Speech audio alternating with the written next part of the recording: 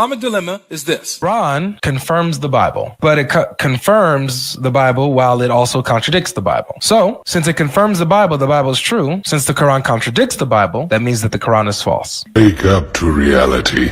प्रसिद्ध साहब। जी मुफ्ती साहब, आपको मेरी आवाज आ रही है? जी आ रही है जी मुफ्ती साहब, तो मुफ्ती साहब, मैं जैसे काफी टाइम से रिसर्च कर रहा हूँ कंपैरेटिव रिलीजन्स के अंदर, और आपसे मेरी पहले भी थोड़ी गुफ्तगू हुई है और काफी मुझे मददगार साबित हुई है ये आपकी गुफ्तगू। मुफ्ती साहब, मेरी रिसर्च में कुछ क्वेरीज मेरे सामने आई हैं जो मुझे लगता है कि मुझे आपके सामने पेश करनी चाहिए, और ताकि आप उसका थोड़ा सा तफसील से जवाब दे पाएं। मुफ्ती साहब, अगर हम कुरान मजीद का मुतालबा करते हैं गौर से, तो उसमें हम देखते हैं कि ये एक जगह तो ये हमको साफ हो जाता है कि जो प्रीवियस रेवलेशंस आई थी इंजील और तौरात जी, तो वो उनमें करप्शन हुई है। ओके, चलो, एक जगह तो ये मतलब काफी जगह पे ये आता है, लेकिन काफी सूरज में ये भी आता है कि अगर नबी करीम को कोई शक हो रहा है जो उनको बताया जा रहा है, जो उनको रिवील किया जा रहा है, तो वो कंफर्म करें उनसे जो पहले स्क्रिप्चर्स पढ़ते थे। तो फॉर एग्जांपल, अगर मैं सूरा यूनिस की आपको आयत बताऊं, सूरा नंबर 10 वर्स नंबर 94, तो उसमें ये लिखा आता है कि if you O profit are in doubt about the stories that we have revealed to you, then ask those who read the scripture before you. The truth has certainly come to you from your Lord, so do not be one of those who doubt. तो अब थोड़ा सा मुझे एक minute, जरा सा वो जो आपने सूरे यूनुस आयत नंबर क्या बताया आपने? 94 जी हाँ। तो فإن كنت في شك مما أنزلنا إليك فسل الذين يقرؤون الكتاب من قبلك لقد جاءك الحق من ربك فلا تكونن من الممترين। जी हाँ जी। तो हाँ, तो मुझे थोड़ा समझने में दिक्कत हो रही है कि अगर वो नबी हैं तो उनको वो शक कैसे कर सकते हैं पहले? सही बात। हाँ जी, शक तो होगा, और अगर शक होगा भी तो फिर वो उनसे क्यों पूछेंगे जो पहले वो स्टोरीज पढ़े थे? बिकॉज पहले के स्क्रिप्चर्स तो करप्ट हो चुके हैं जी। तो ये थोड़ा सा समझने में दिक्कत आ रही है मुझे, थोड़ा सा क्लैरिटी अगर मिल जाती तो। अच्छा, तो देखें, एक तो बात यह है कि हमें हमेशा कुरान को इस तरीके से समझना है कि जो उसकी मोस्ट ऑथेंटिक इंटरप्रिटेशन है वो हदीस है। तो अब अल्लाह ताला ये कह रहा है कि फ़इन कुन्त फी शक्किन, ए मोहम्मद सल्लल्लाहु अलैहि वसल्लम, अगर आपको कोई शक है तो आप उनसे पूछें कि जो किताब यानी तौरात और इंजील पहले से पढ़ते चले आ रहे हैं। तो क्या कोई वाकई नबी करीम सल्लल्लाहु अलैहि वसल्लम को शक था? तो इसी आयत के तहत एक तफसीर में यानी एक हदीस आती है जिसकी रिवायत करने वाले हैं सईद इब्न जुबैर। वो ये कहते हैं कि मा शक्का वमा सअला। क्या मतलब है? यानी नबी करीम सल्लल्लाहु अलैहि वसल्लम को न तो कभी शक हुआ ना आपने पूछा, ना ये पूछने की नौबत आई, क्योंकि पूछते तो यानी तौरात और इंजील वालों से उस वक्त जबकि शक होता, शक तो हुआ ही नहीं। तो आप सल्लल्लाहु अलैहि वसल्लम को फिर ये क्यों कहा जा रहा है कि अगर आपको शक है तो पूछ लें? ये इसलिए कहा जा रहा है कि अगर बिलफर्ज महाल, फर्ज महाल का मतलब क्या होता है कि हाइपोथेटिकली स्पीकिंग, अगरचे हम इस इम्पॉसिबल को पॉसिबल भी मान लें कि आपको शक है तो आपको यह कर लेना चाहिए।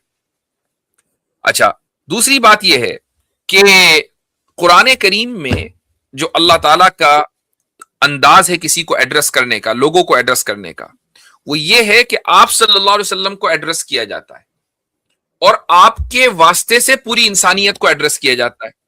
उसकी दलील है सूरह तलाक। सूरह तलाक का आगाज किस तरीके से होता है आपको मालूम है? जी, मुझे अभी इतना नॉलेज नहीं। हाँ, चलें हम सूरह तलाक में आपको लेके चलते हैं। ये है सूरा नंबर 65। अल्लाह सूरत शुरू होती है या अय्युहन नबी, ए नबी, इज़ा तल्लक़तुमुन निसा, अगर तुम लोग औरतों को तलाक दो, फतल्लिक़ूहुन, अगर तुम लोग। अब देखें एड्रेस किसको किया जा रहा है? نبی کو, اے نبی اگر تم ہاں لوگ, اب تم لوگ تو نبی نہیں ہے نا, تو ایڈریس ہمیشہ قرآن کریم میں بہت سے اہم جگہوں پر, ہمیشہ نہیں کہہ رہا ہوں, بہت سی اہم جگہوں پر کہ جہاں بہت زیادہ اٹینشن لوگوں کی ہونی چاہیے, وہاں نبی کو ایڈریس کیا جاتا ہے اور مسئلہ بیان کیا جاتا ہے لوگوں کے لیے. ایسے ہی یہاں پر ہے فَإِن كُنْتَ فِي شَكٍ, اللہ کو معلوم ہے کہ نبی صلی اللہ علیہ وسلم کو کوئی شک نہیں ہے, لیکن آپ صلی اللہ علیہ وسلم کے واسطے سے پوری انسانیت کو ایڈریس کیا جا رہا ہے, ان کو تو شک ہو سکتا ہے, کسی بھی عام انسان کو شک ہو سکتا ہے, تو بھئی آپ کو اگر شک ہے تو ٹھیک ہے, ان لوگوں سے پوچھو جو تورات اور انجیل پڑھتے آئے ہیں.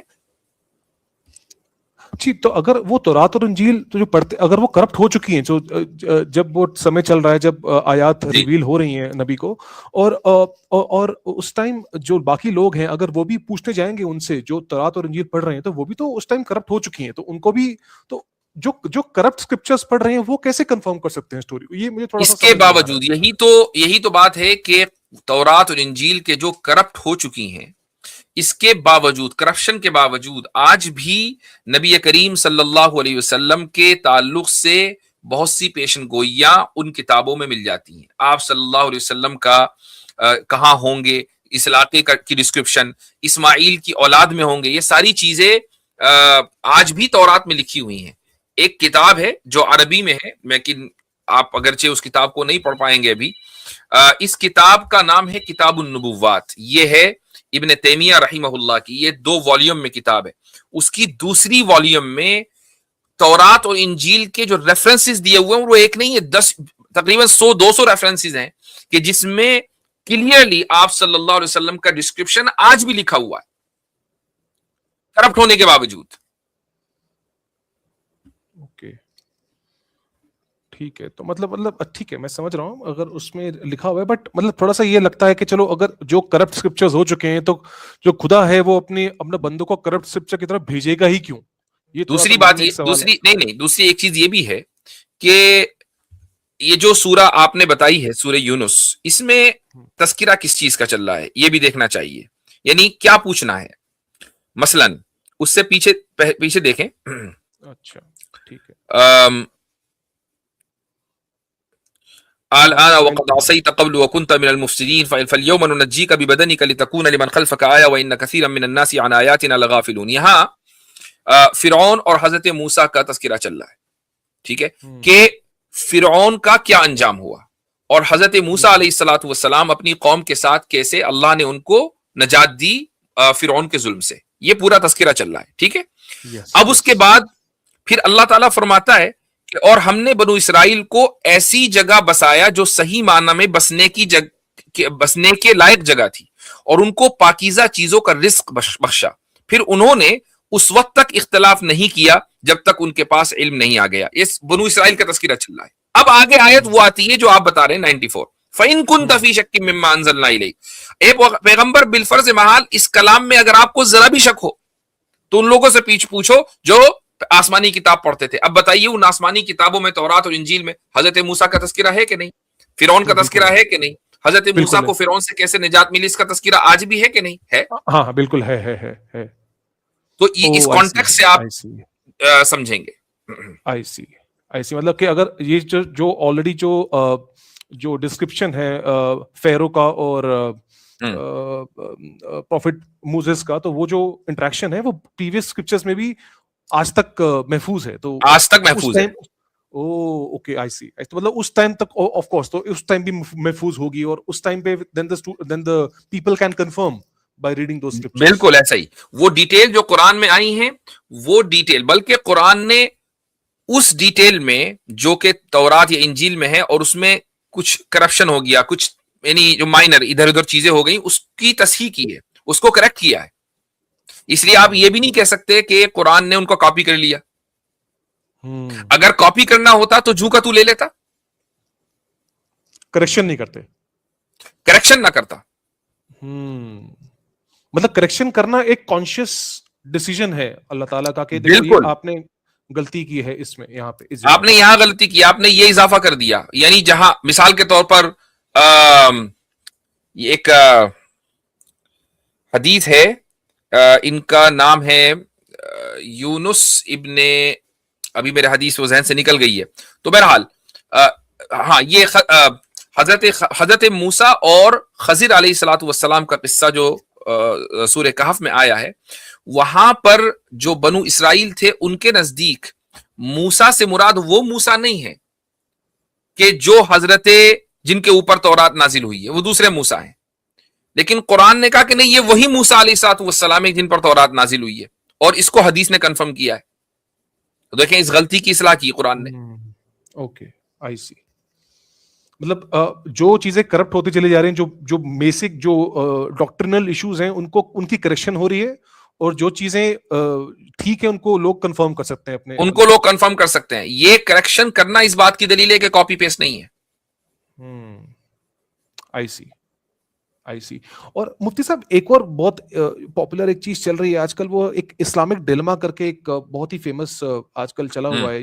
جی اس کا وڈ کا، ہاں ڈیوڈ وڈ سے. کیونکہ مفتی صاحب میں تو انگلش میں مطلب بہت ساری ڈیبیٹس دیتے رہتا ہوں، تو that's why I keep a tab on all these things.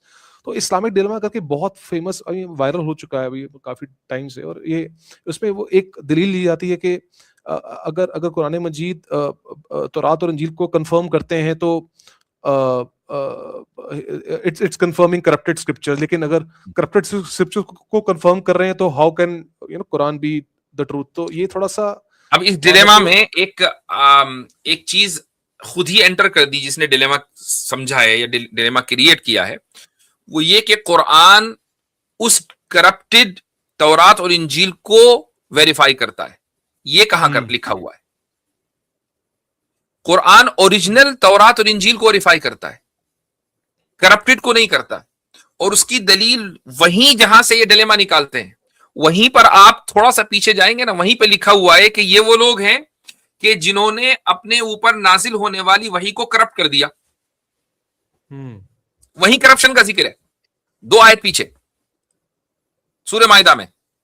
سورہ مائدہ، ہاں سورہ مائدہ پہ یہ سورہ مائدہ میں آیا نمبر 68 میں وہ بولتے ہیں کہ دیکھو گاڈ تو بول رہے ہیں کہ you have nothing to stand on if you don't جج by the gospel. So indirectly رک جائیے، ابھی وہاں بھی چلتے ہیں. سورہ مائدہ میں آپ کو دکھاتا ہوں، جسٹ اے سیکنڈ. آیا نمبر 66 بتائے نا آپ نے؟ 68. اوکے. قل یا اہل الکتاب لستم علی شیء حتی تقیموا التوراۃ والانجیل وما انزل الیکم من ربکم. اچھا اب پہلے اس کا ترجمہ پڑھتے ہیں.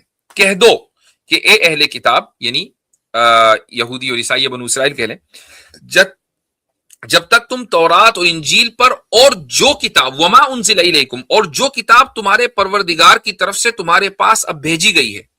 کون سی کتاب اب بھیجی گئی ہے؟ قرآن مجید. ہاں قرآن. اس کی پوری پابندی نہیں کرو گے، تمہاری کوئی بنیاد نہیں ہوگی کہ جس پر تم کھڑے ہو سکو.